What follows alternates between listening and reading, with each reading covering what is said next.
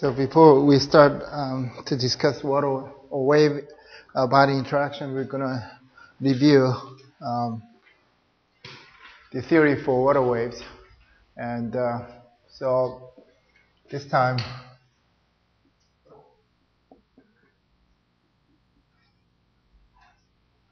we have a water whose depth is h, and the surface elevation here from mean surface, which is at z equal to 0,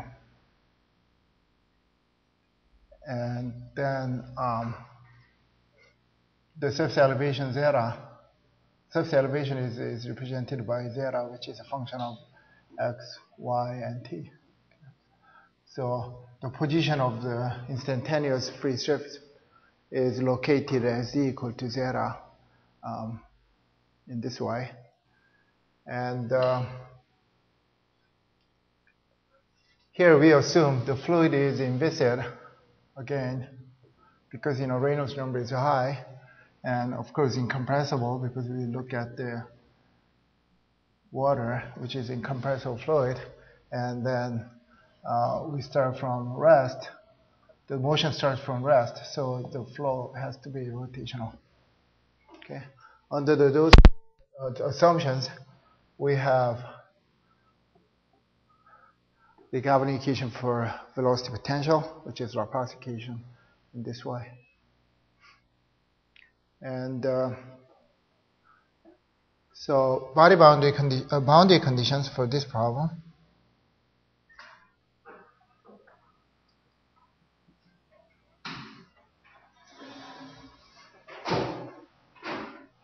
So we have to impose boundary condition here at the free surface and at the bottom, because we definitely have boundaries. And so first of all, the boundary at the bottom, the normal velocity has to be 0, okay, because bottom is flat. So here we assume bottom is flat, which is located at z equal to minus h. So my coordinate system looks like this.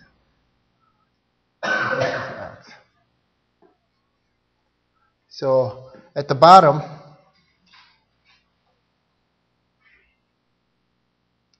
we have d phi dz is equal to 0 at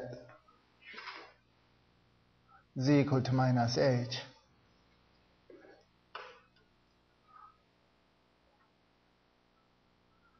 For those who took my class last semester, this is just a repetition of all of the formulation that I went through.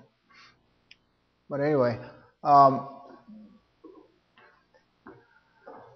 this is relatively easy because bottom is flat and it's not moving. But at the free surface,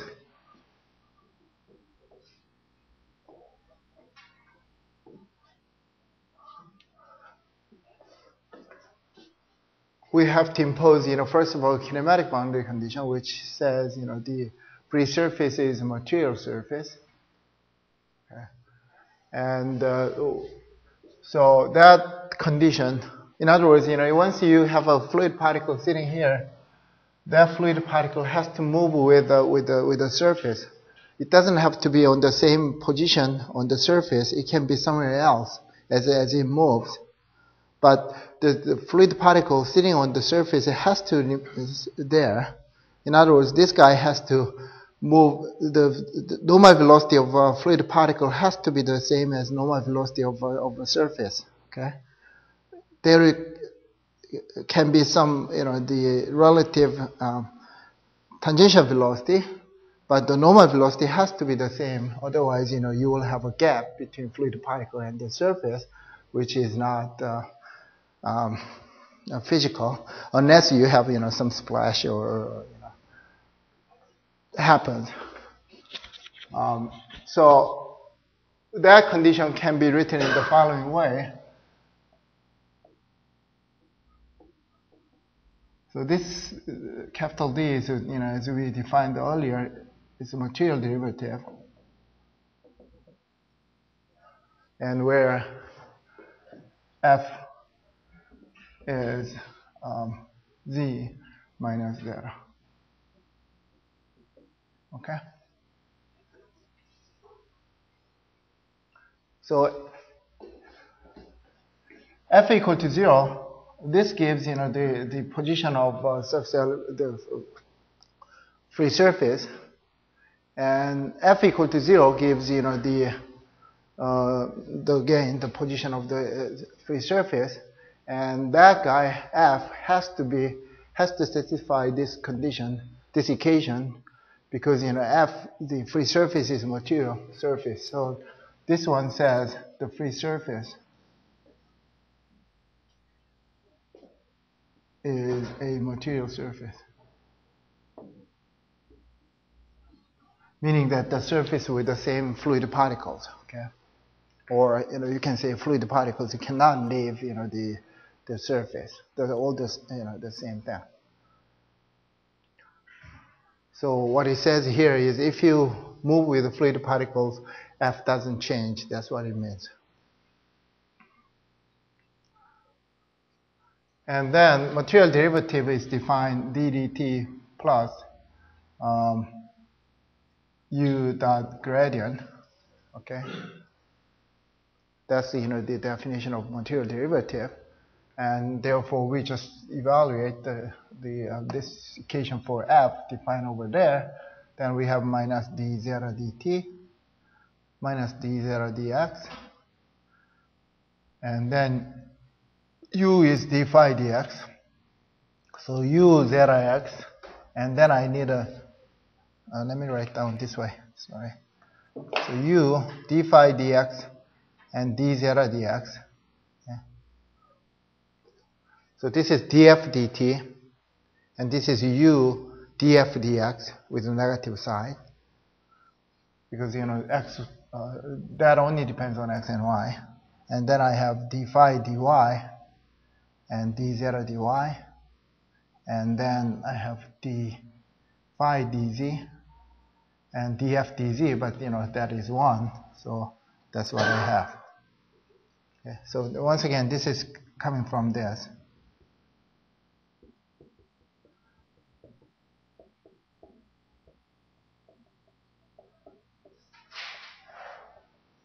That is this. So this is once again df dt equal to 0.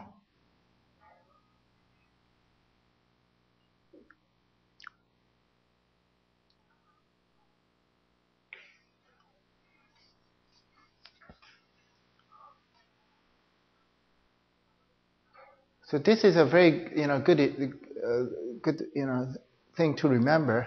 Whenever you want to write kinematic boundary condition, you can use this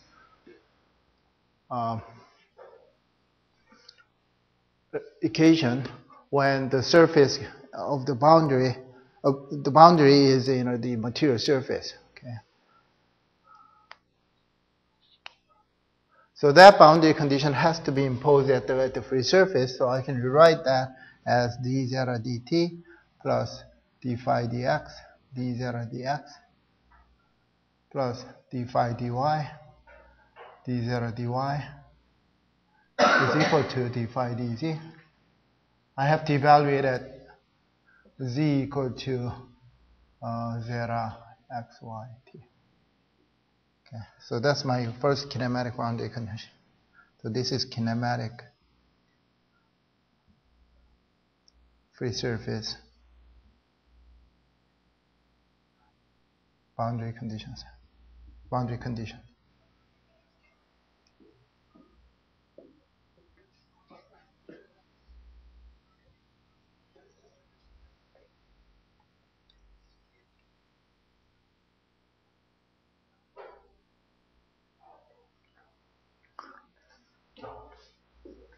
Actually, if you think of this kinematic boundary condition that we used for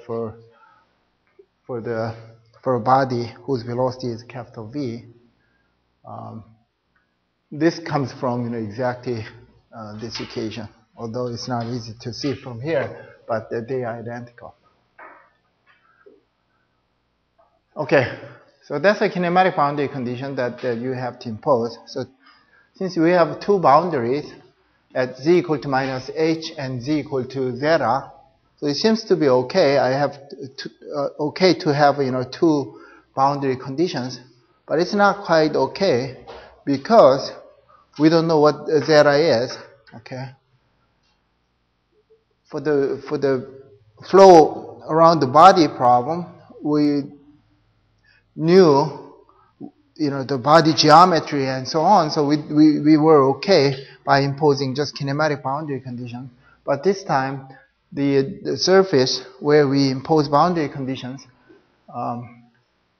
is moving, and therefore we have to find the where the boundary is. In other words, where the zeta is. Okay. So previously, if I have a circular cylinder, I know exactly where I have to impose boundary condition. This time, I don't know where the boundary is. Boundary keeps moving in time. In other words, we have additional unknown zeta. Okay. And so to find zeta, we need one more boundary condition, which is a dynamic free surface boundary condition.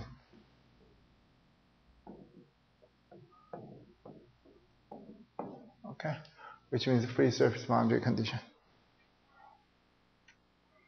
Free surface boundary condition says if P is identically 0 or atmospheric pressure, or you can say P is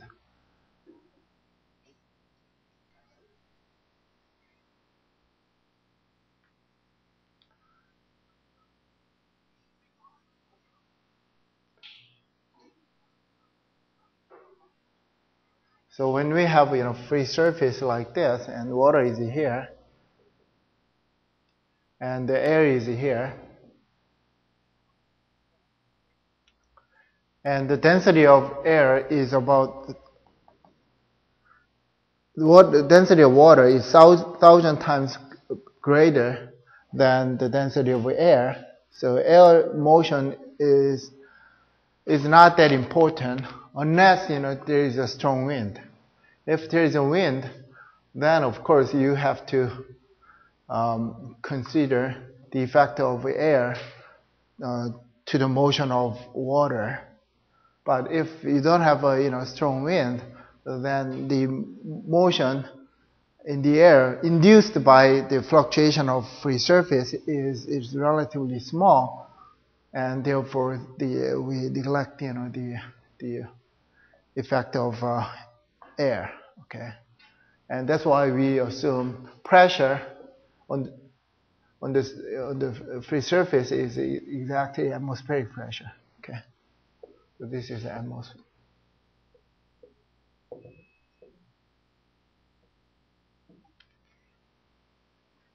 But if wind blows, then pressure will be different from here to here.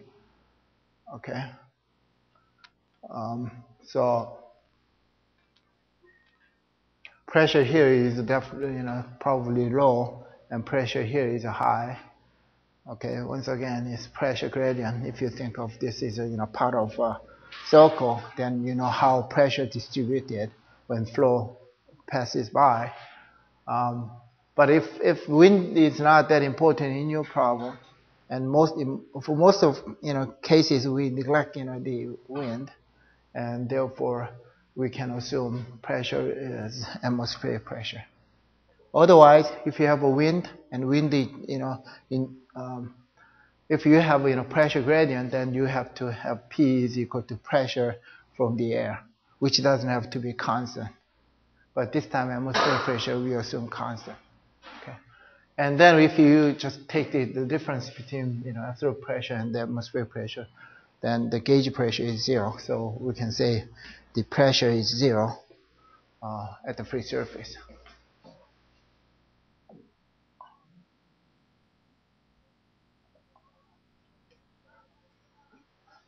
Another case, when you cannot say P is equal to 0 is when you have surface tension. Okay. When you have surface tension, then the pressure doesn't have to be. So what it says here is pressure from water side is exactly pressure from the air side. Okay. And so pressure is continuous across, this surface. Unless, the pressure is in equilibrium, then what happens? If this guy is higher, then it will push down and so on. So in equilibrium, the pressure has to be continuous. But if you include, surface tension, which tries to pull, this surface flat, and then, pressure doesn't have to be continuous, can be discontinuous, but that discontinuity will be balanced by surface tension. Okay, but typically, surface tension is important for short waves, like 1.7 centimeter or smaller, wavelength waves. Then the surface tension is important. But here in this class we are talking about the gravity waves, order of 10 meter or 100 meters. Okay, in that case, surface tension doesn't do anything.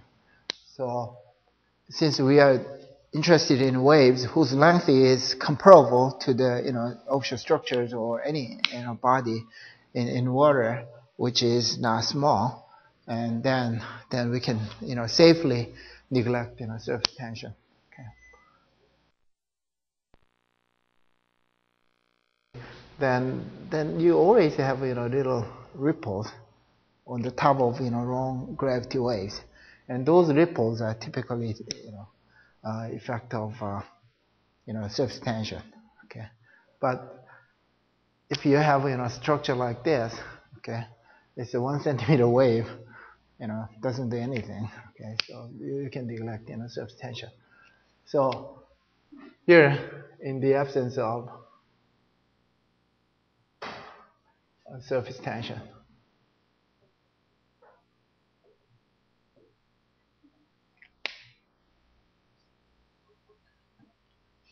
and also in the absence of wind as well. Okay. So we assume the air is very calm. Okay, nothing happens. Then we can neglect the motion of air. But we assume the density of, since density is so small compared with the density of water, so we can neglect the effect of air in the description of free surface.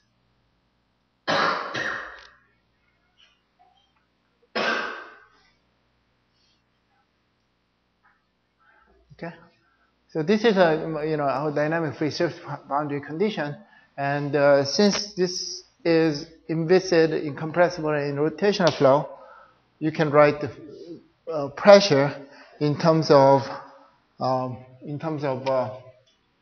velocity potential, right? So at the free surface means z is zeta, and therefore, if you use Bernoulli equation,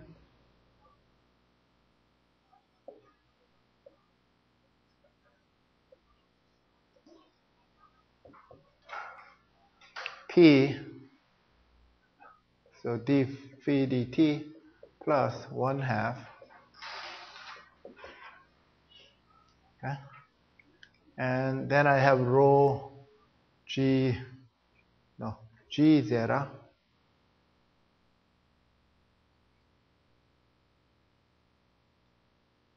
because I have gz, but I have to evaluate z at zeta, so that's why I replace z by zeta, and then plus p over rho, that has to be 0 or some constant or function of time, which I can absorb into here. And anyway, so this guy is 0 from the boundary condition at z equal to zeta. So finally, the dynamic free surface boundary condition is nothing but this is equal to 0.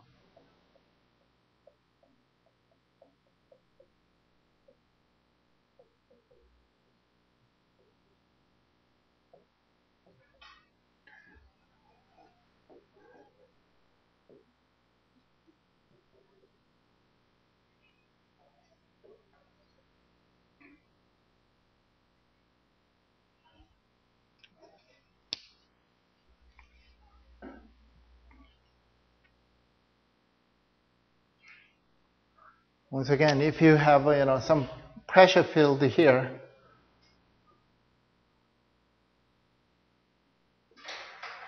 if atmospheric pressure is given by something like this, then the P, small p, has to be the same as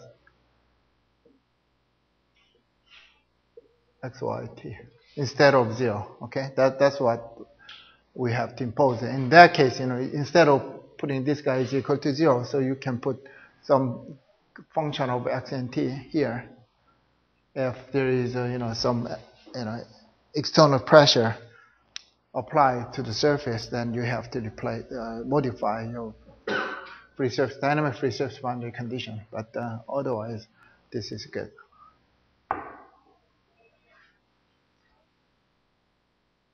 Okay, so this is a dynamic free surface boundary condition. So we are solving Laplace equation, and we are imposing two kinematic free surface boundary, two kinematic boundary conditions here and here, which are this one and that one. And then, in addition to that, since zeta is unknown, we have extra equation boundary condition, which we call dynamic free surface boundary condition. So now we have a boundary value problem again, governing equation plus boundary conditions. And so we have to solve this boundary value problem. But there is a difficulty in doing so because we have some nonlinearity sitting here. Okay? And we start with the Navier-Stokes equations, which are nonlinear equations. And then to avoid that, or under the assumption that Reynolds number is high, we use the rotational assumption. Then we end up with linear equation, which is Laplace equation. Okay, and so we avoided the nonlinearity in the governing equation, but now when we deal with the free surface boundary condition, free surface, then we have nonlinearity here and here.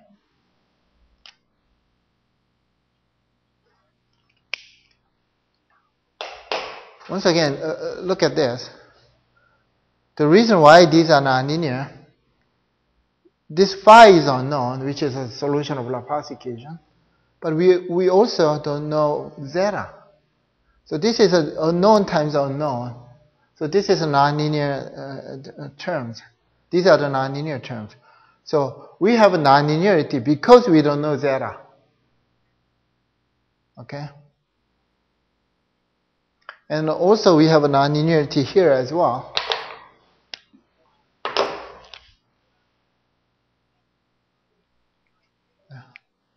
So whenever we have a nonlinear terms in the equations, in the equation or in the boundary conditions, we could have a very difficult situation to solve the boundary value problem. And in addition to that, I don't know where to impose boundary conditions, because I don't know what zeta is. So that's another difficulty. So there are two nonlinearities. One is the nonlinear terms in the boundary conditions. That's one. And the second one is I have to impose boundary condition, and I don't know where to impose, because this is unknown. It's a part of solution. So to avoid this boundary this difficulty, we quite often use a linear assumption, right? So we are saying this free surface wave amplitude is so small that we can neglect nonlinear terms. So more specifically, what I mean by that is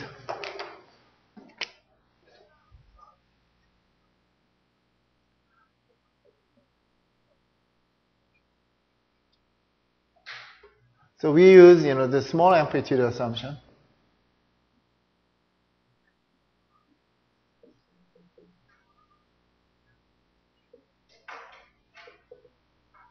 Okay. In the following sense, when we say small, we have to compare something with something else. Okay, and so I said amplitude is small, but this A is amplitude, wave amplitude.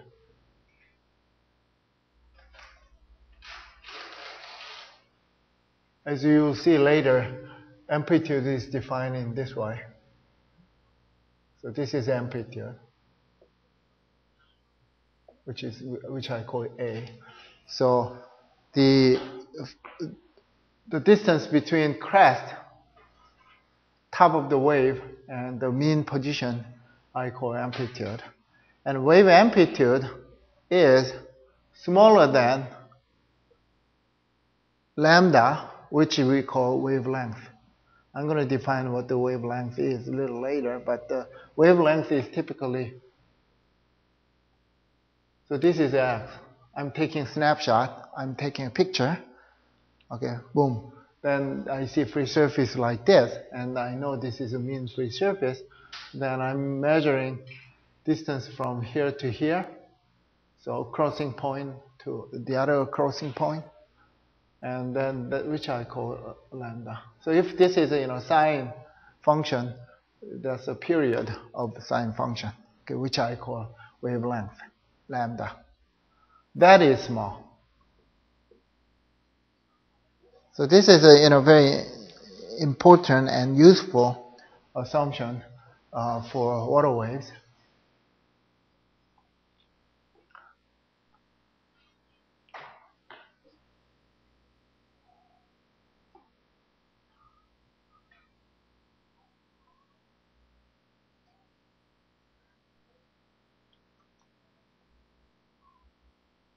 And because of that, I can simplify the free surface boundary conditions.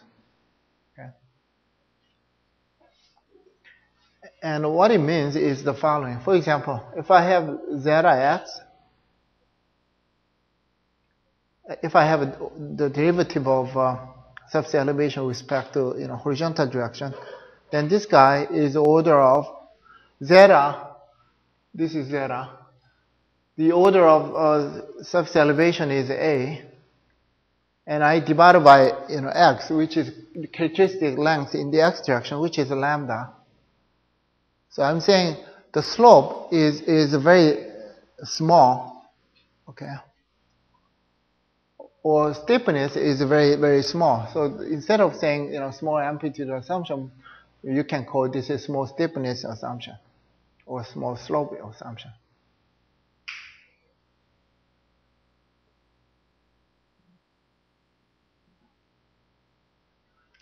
So we assume this is small.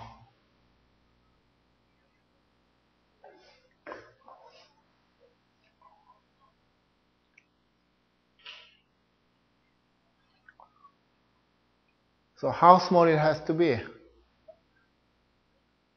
Mathematically, it has to be very, very small. But in practice, it doesn't have to be very, very small. It can be order of 0.01, 10 to the minus 2. Okay. So if you think of 100-meter wave, if wave amplitude is 1 meter, so if wave height is 2 meter, height is from crest to trough, top to bottom, that's wave height. Half of that is wave amplitude. And if your height is 2 meters, in other words, if your amplitude is 1 meter, if your wavelength is 100 meters, then this ratio is 0.01, okay, which is small. So if that kind of assumption is valid, if this kind of assumption is valid for waves that you are interested in, then you can drop many terms from here. Okay. So for example, this guy is small, d zeta dx, right? Or d zeta dy. X and y are the two horizontal the coordinates. So slope in the x direction and slope in y direction are small. And these are the horizontal velocities in x and y direction. And the horizontal velocities are induced by the motion of free surface. If there is no motion of the free surface, then these guys are 0. And these velocity fields are introduced because of the motion of free surface. And therefore, if this slope is small, then you can expect, these velocities are small as well. So this is d zeta dt, only one term. There are two small terms. So if I say this is order epsilon, these are the order epsilon squared, and order epsilon squared, and so on. This is order epsilon. Okay. So I can drop these terms under the small amplitude assumption.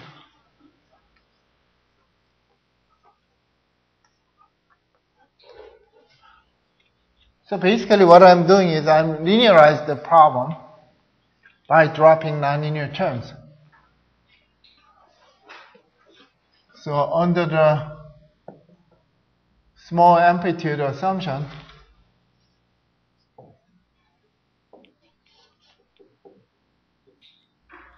we can drop the nonlinear terms. So we have d zeta dt.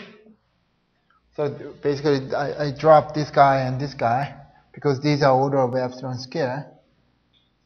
If I call this is order epsilon and order epsilon. Epsilon is a over lambda. Okay? So these are linear terms, this guy and this guy. So which I said a over lambda, order epsilon. And these are the order epsilon. So the product of two functions which are small, and therefore I call order epsilon square. So if I drop, order epsilon square term, then I end up with, okay? Likewise, these are two small terms, so I can drop them. And then I have d phi dt plus g zeta is equal to 0.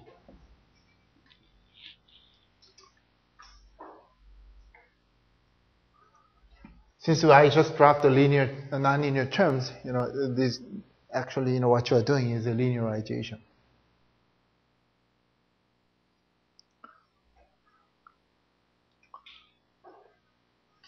Also,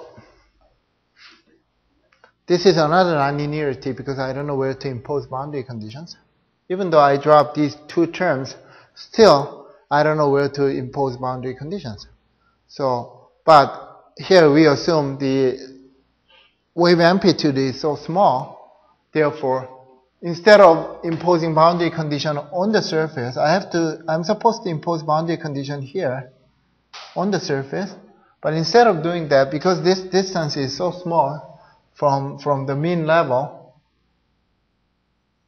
so instead of imposing boundary condition here, I'm imposing boundary condition on the mean surface, which is 0. So let's impose boundary condition at z equal to 0. Okay, because this variation is so small from the mean position. So instead of imposing boundary condition here, I'm imposing boundary condition here, here. Instead of here, I'm imposing boundary condition here. Okay? By doing so, you know where the boundary is, which is mean free surface, which is z equal to 0.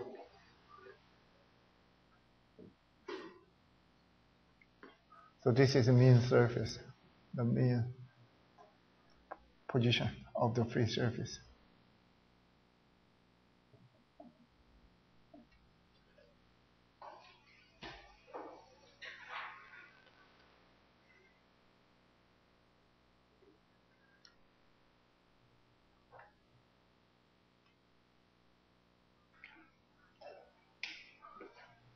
So these are the linearized free surface boundary condition.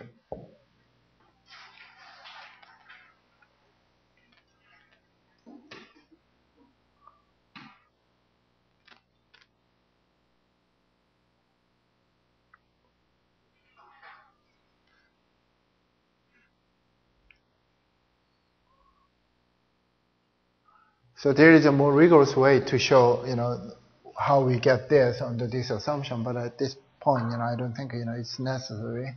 And I'm just saying this, whenever you have a product of two unknowns, these are the small, because I assume the slope wave steepness is small, and also since we don't know the location of free surface, instead of imposing boundary condition there, I'm imposing boundary condition at the mean level, which is at z equal to 0.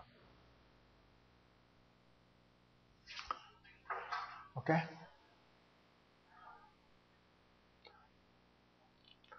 So, clear?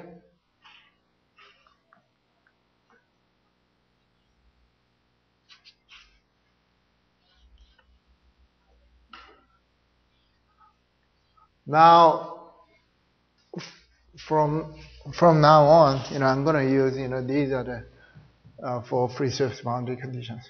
Okay. But you have to remember, where these, boundary conditions, came from, and I use, small amplitude assumption. This time, I can write the boundary condition in terms of phi only. What I want to do is I take time derivative of the second guy. So this is one. This is kinematic free surface boundary condition, and this is dynamic free surface boundary condition. So if I take a time derivative of dynamic free surface boundary condition, then I end up with, right? And then I have g dz dt equal to 0. And then I use, the equation 1 for the expression for dz dt. And then I end up with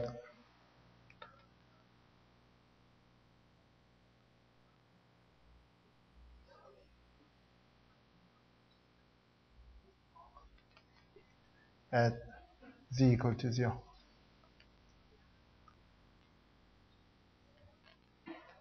So this is a free surface boundary condition written only in terms of phi.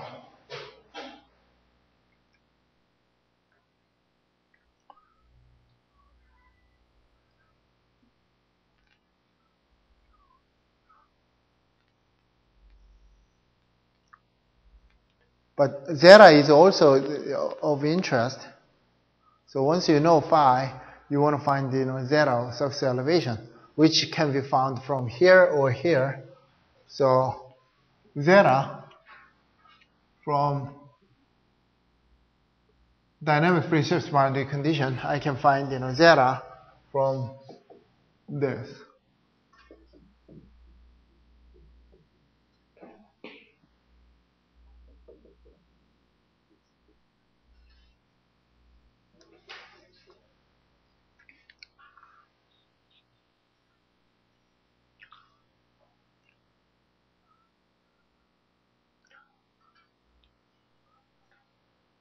But here, you have to evaluate the right-hand side as z equal to 0. In the exam, quite often I ask, to find the zeta for a given phi, and you guys don't evaluate as z equal to 0. You have to, okay? And otherwise, phi is a function of x, y, and z. This has to be a function of x and y, and t, of course. Okay. So you have to evaluate this right-hand side at z equal to 0. Then you will get, the free surface elevation zeta.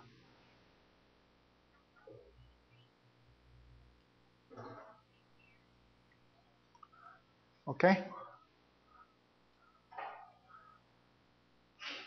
So let me write down the boundary value problem again. Boundary value problem, which is the Laplace equation inside of a fluid domain, which is between a flat bottom and free surface. And the free surface boundary condition is given by this, right?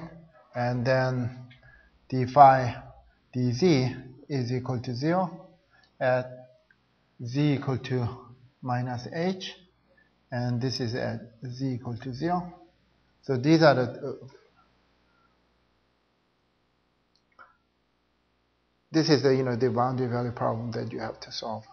So since I don't have a zeta here, I don't need any extra condition. Or if I have two boundary conditions, I'm okay with them. Of course, once you solve this, zeta can be found in this way, as I said over here, at z equal to 0. But to solve a boundary value problem, all you have to do is this. Solve this.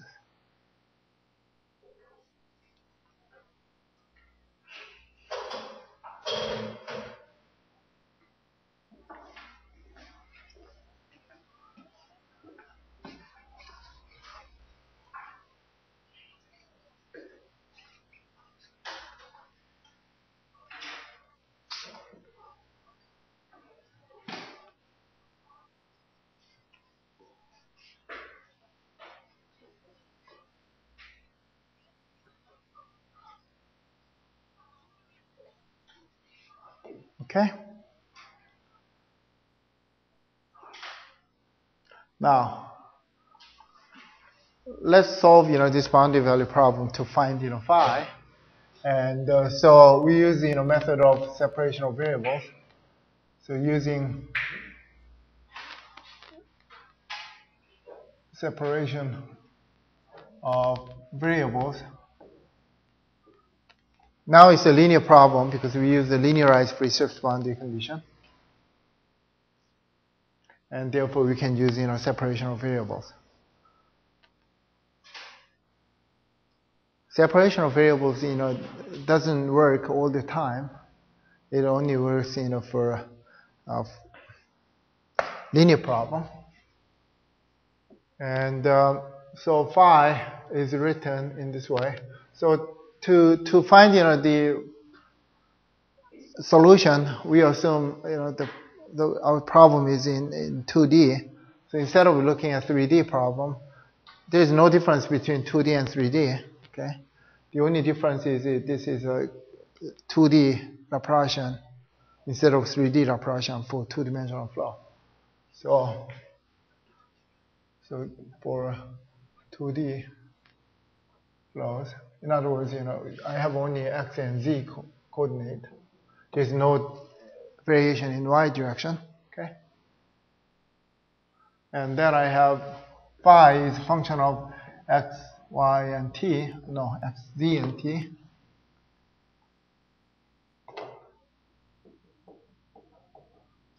And then I have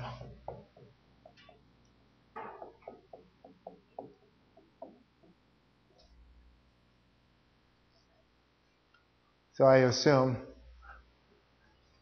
the solution can be written as a product of x function only, y, z function only, and z function, t function only. And then substitute this into the governing equation. So this gives you the following.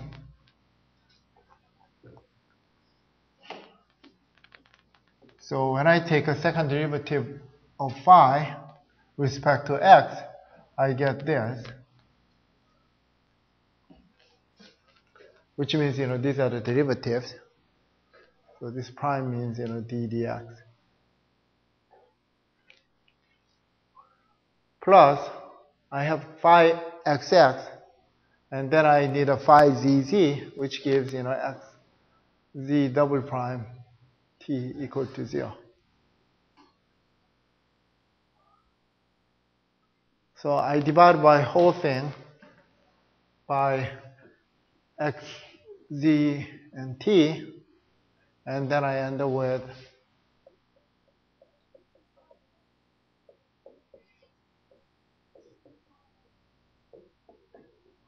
correct? So once again, this is a function of x only, and this is function of z only. Therefore, for this equation to be correct, this guy has to be constant, and this guy has to be the same constant with the opposite sign. And so I can pick, any number I want, but I know what the solution looks like. So I know this guy has to be minus k squared. This guy has to be k squared. You will see why I chose, the constant in this way. So k is some constant, which I assume positive here. So k, I assume positive. So, but anyway, this is some negative constant, and this is a positive constant, and then I end up with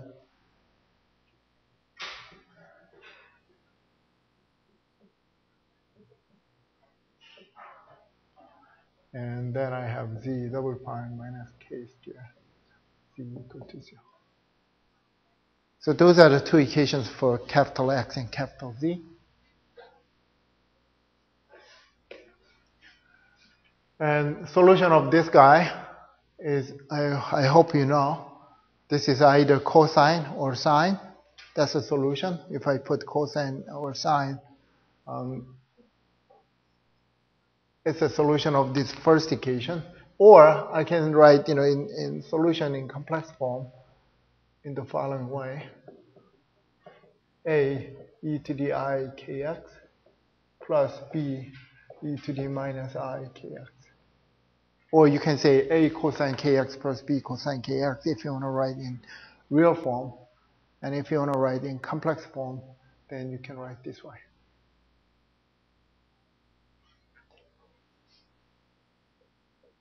And z of z is also, can be write c exponential function. But this time I have a negative sign. So instead of oscillatory behavior, I will have this.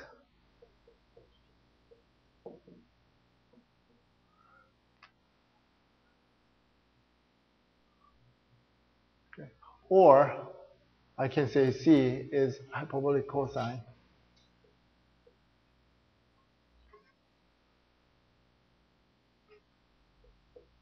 Kz plus d sine hyperbolic sine kz.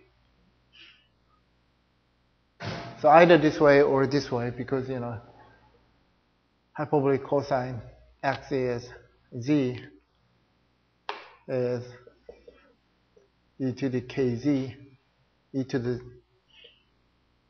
hyperbolic cosine kz is e to the kz plus e to the minus kz. And hyperbolic sine kz is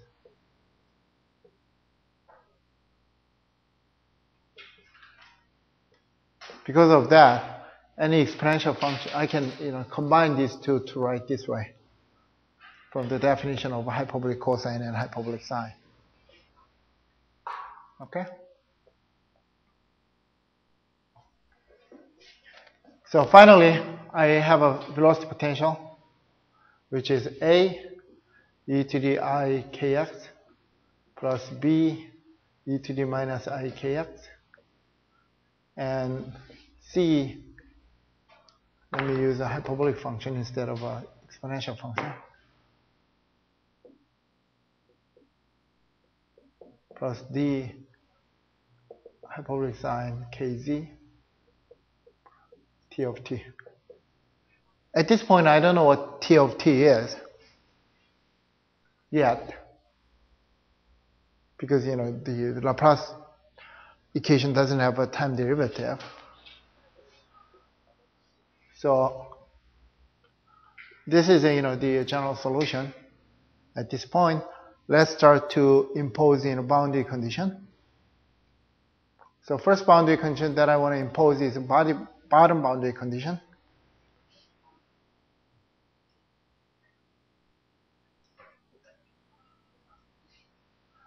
When I take a z derivative, that has to be 0 at z equal to minus h. And this guy doesn't have any z dependence because we use the separation of variables. And this guy doesn't have z dependence. So when I take a z derivative of phi, I have to worry about only this term. So when I take a d phi dz equal to 0 at z equal to minus h, this means I take a z derivative, c, hyperbolic sine, and I have to evaluate at z equal to minus h, so I have a kh here, plus k, I take a z derivative, and times d, and then this guy becomes hyperbolic cosine after I take a z derivative, and then I have minus kh, because I evaluate at z equal to minus h. So this guy has to be 0, and k, I can drop k's. And then what you know is d or c, it doesn't matter. So d is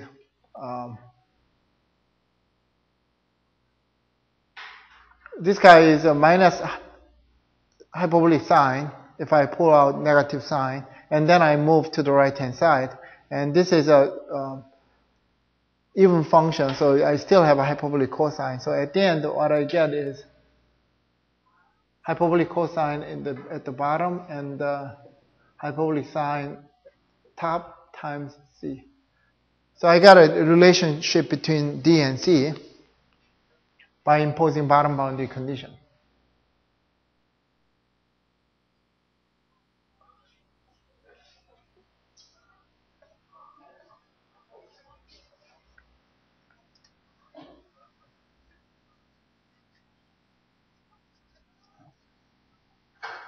Which means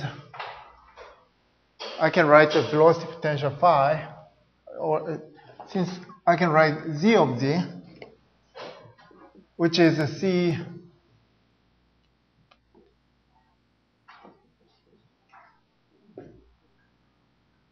right?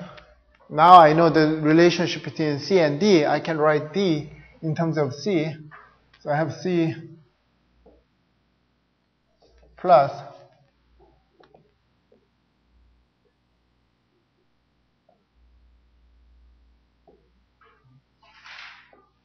okay, and then I pull out c like this, and then I have c divided by hyperbolic cosine kh, then I have hyperbolic cosine kz times hyperbolic cosine kh plus sine hyperbolic kz times sine hyperbolic kh.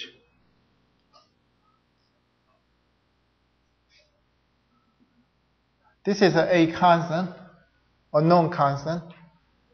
So c divided by the hyperbolic cosine kh is still a known constant, so I call it c prime. Or I can put c tilde. So this is a known constant, so I can give any name I want. And then this term can be simplified to kz plus h.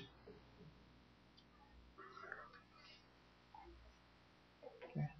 So this is just identity. So this is definition of this guy.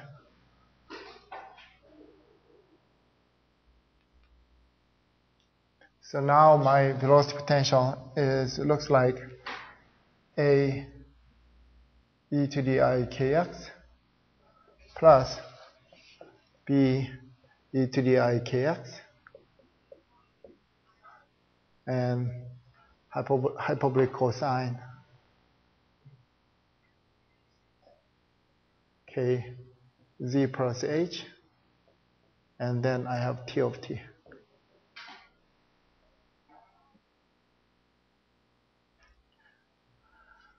I had a c tilde here, but this is unknown, so I can just drop, or you can observe that c tilde into here, because these are also unknown. A and B are also unknown, so c tilde is not important.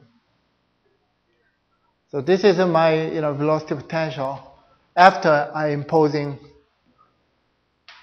this. Okay. The only boundary condition that I haven't imposed is free surface boundary condition. So let's do that. And then I'm taking second derivative of time. So I have a plus b So let me call this as x over x. That's exactly what it is, right? So I have x over x. I know what it is, but just for shorthand notation, let me use x over x. And then I have a second time derivative. So I still have hyperbolic cosine, but I have to impose at z equal to 0, this boundary condition at z equal to 0. So I have a kh, because I'm evaluating at z equal to 0. And then I have a second derivative of time plus g x over x. Okay, and then I have to take a z derivative, which gives k. And then when I take a z derivative, this guy becomes hyperbolic sine. And then I have to evaluate at z equal to 0, so which I'll get, from which I can get hyperbolic sine kh, and then t of t. This guy has to be 0 from free surface boundary condition. So this is from free surface boundary condition.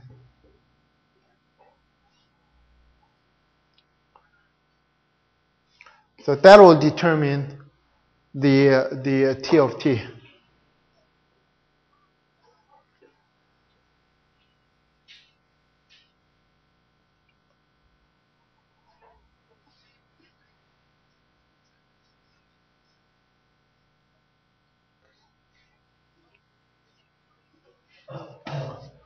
Okay? So I have x over x here and here, so I can drop that. And then I can rewrite the equation for t in this way.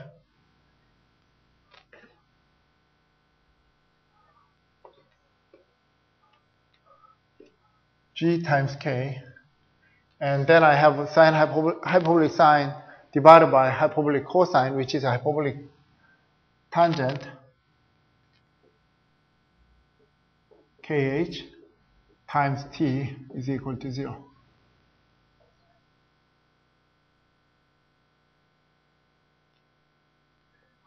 So this is something known, is a constant, so I can call this is omega squared, because it's a positive. As I said, I assume k is positive, so I can call omega squared. And then the ordinary differential equation of this is exactly same, can be solved in this way. So instead of instead of k squared, I have omega squared, and then all I have to do is replace k by omega, and then once again I have oscillatory behavior of this.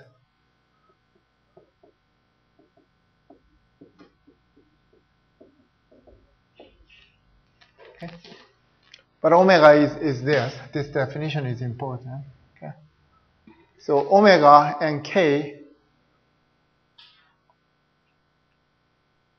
are related through this equation, which we call dispersion relation. But anyway, at this point, the total velocity potential is a e to the I kx plus b e to the minus I kx. Why is it e and d, e and f? Sorry.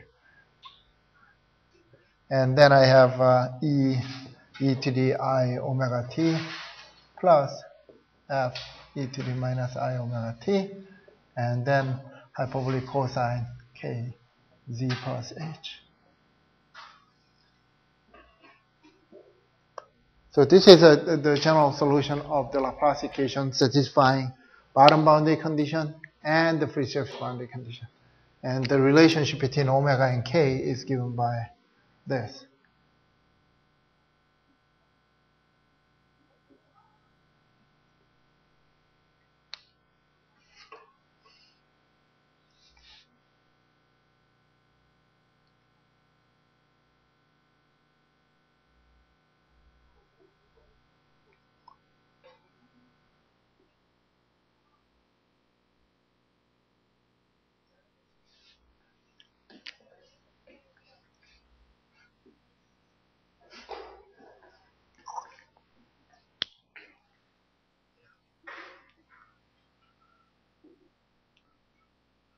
Let me make a few remarks.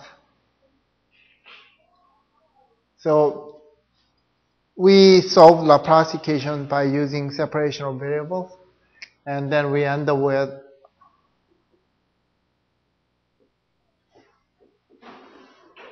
right?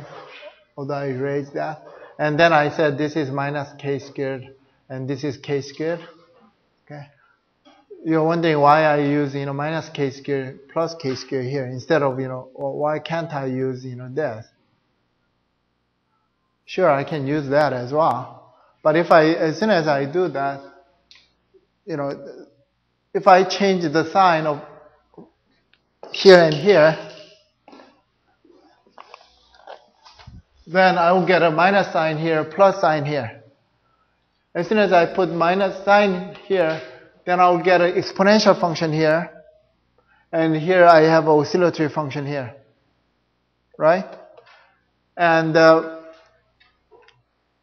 but that's not what I want, because I want waves traveling in the x direction. Okay? If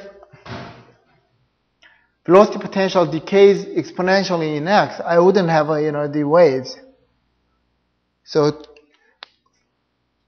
to have waves on the free surface, and that is fluctuating in the x direction, I need a oscillatory function here for x, not for z.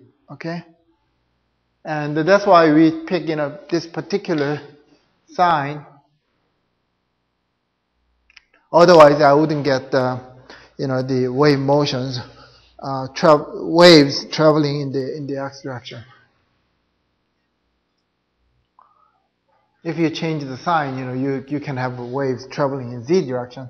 There is no such a thing, for water waves. So the choice of sign is very obvious here.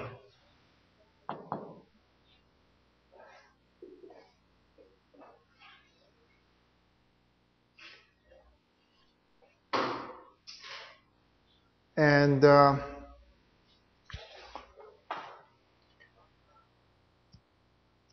other thing that I want to mention is we are solving a linear problem, although the original problem wasn't linear, but we linearized the boundary conditions, and after that, our problem is linear.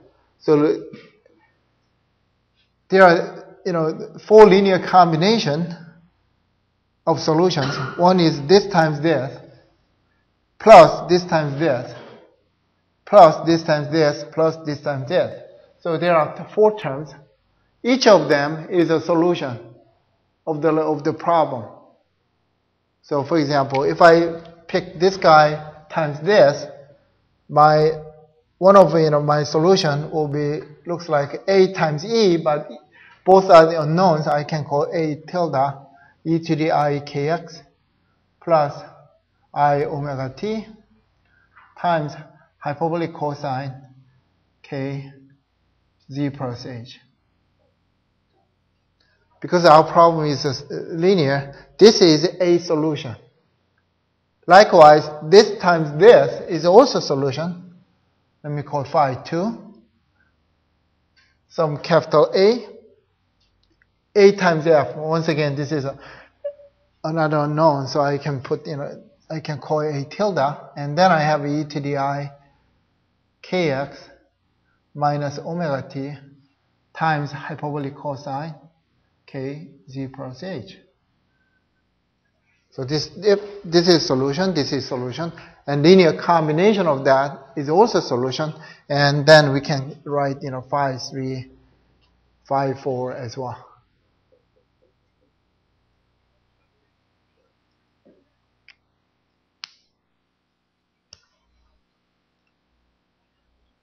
So each term is a solution of the Laplace equation satisfying bottom boundary condition and the free surface boundary condition.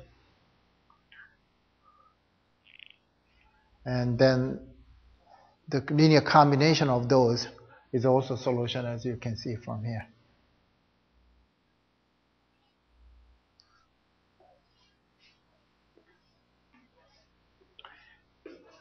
And these two, phi 1 and phi 2, describe wave motions, two different wave motions, as you will see in a little later. But anyway, so we can, instead of looking at the whole thing, we can look at one of them to figure out what this solution physically means.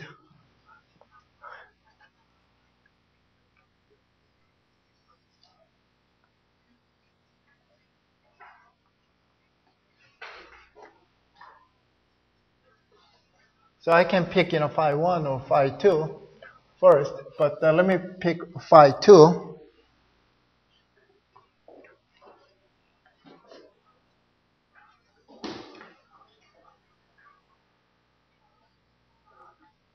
So for example,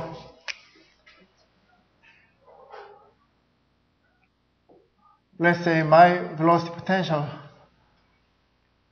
is given by A e to the I kx minus omega t times hyperbolic cosine k z plus h.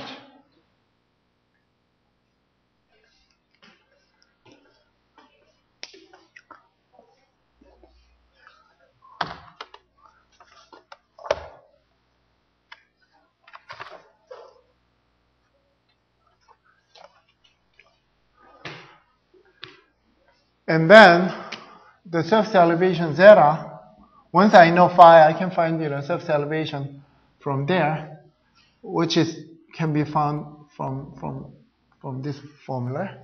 And I have to evaluate at z equal to 0. And then what I see is minus 1 over g, and then I have a, and then I have minus I omega, okay?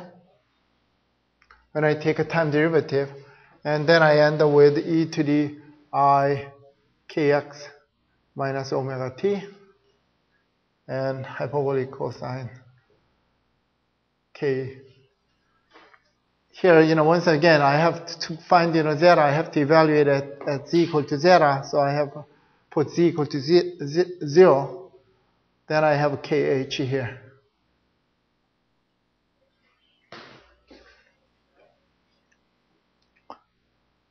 Now you can see g is constant, a is constant, I omega is constant, and this guy is a constant as well. So I can combine all those, call a, and e to the I kx minus omega t. Since capital A is unknown at this point, I can give any name. So this is my surface elevation.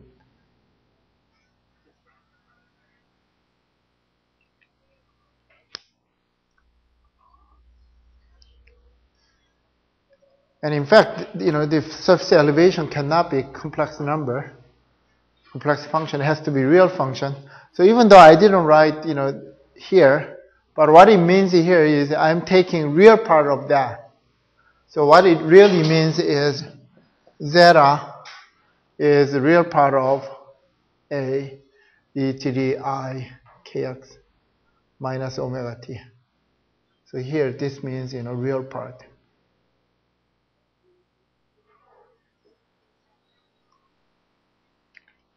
And then that is nothing but a cosine kx minus omega t.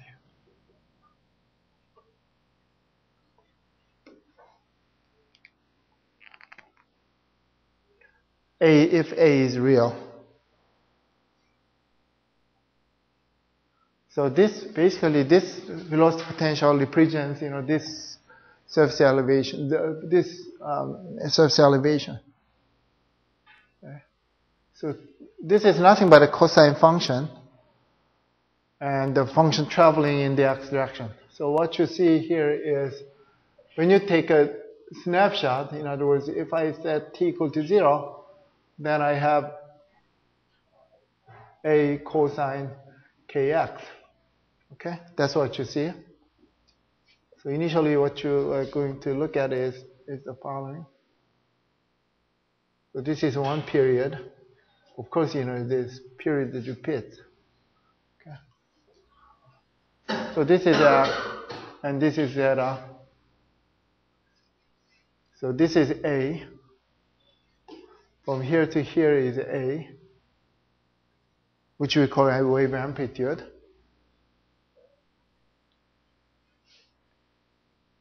So when I fix time, if I look at the free surface, this is what you see. And then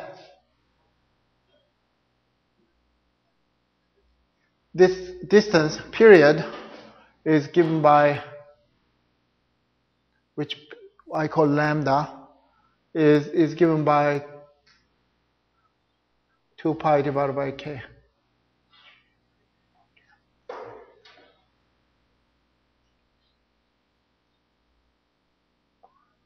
So this is once again wave amplitude, and this is wavelength. And this is called the wave number. K is called the wave number. So wave number K is defined by 2 pi divided by lambda.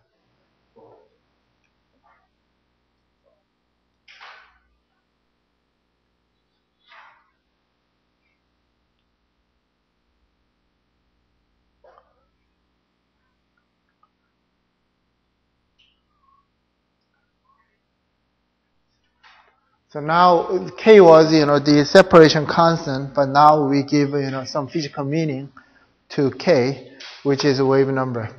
Okay. So basically what wave number tells you is how many waves you have in 2 pi. So if your wavelength is 2 pi, then you said, you have one wave in 2 pi. If your wavelength is pi, then in 2 pi you have 2 waves, and that's why you call K. Then K is 2, and that's why you call K the wave number.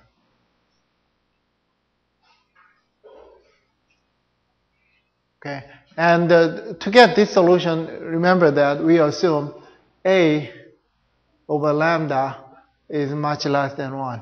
Okay, so if your A over lambda is not that small, then this is not the correct representation as you can imagine. Okay, and also this is not the solution for that. As if A over lambda is increases. For water waves, if A over lambda is greater than 0.02,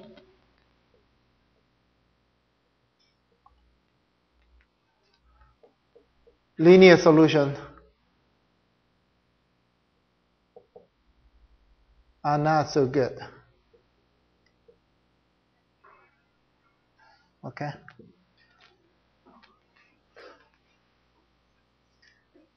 So if you have a 100 meter wave, and if your wave amplitude is greater than 2 meters, then linear solutions are not so good. Okay?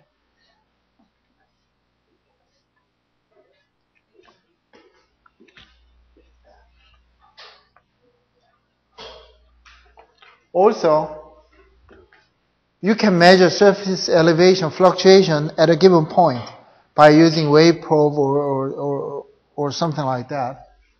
So when I fix in X, the location, and then I see how waves, the free surface fluctuate, how the free surface is fluctuating in time. So at X equal to 0, I have zeta is equal to A cosine omega t again. So that's exactly the same cosine function, like that.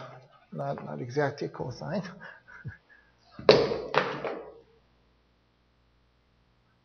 So this time this is a time axis. And once again, this is the amplitude. And then this is likewise omega 2 pi divided by omega, which we call capital T. So this is period. wave period. Okay? And then omega is 2 pi divided by t, which is the wave frequency.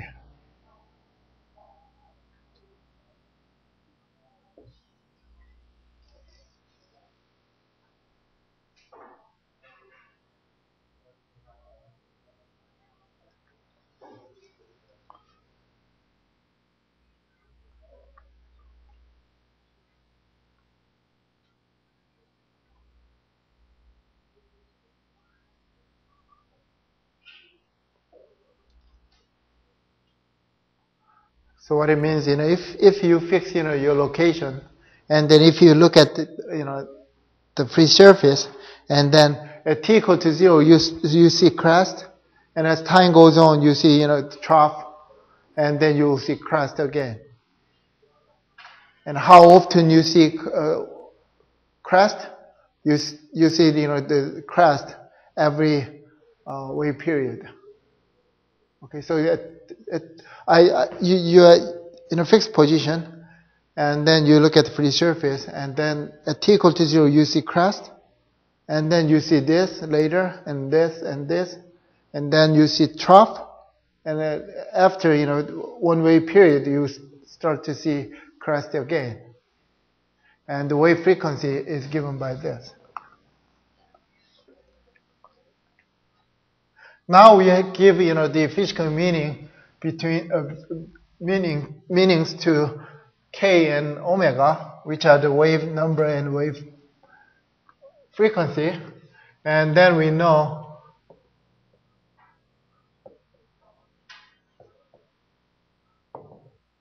those two quantities are related through linear dispersion relation. Okay. So they are not independent, and wave number and wave frequency are related through linear dispersion relation.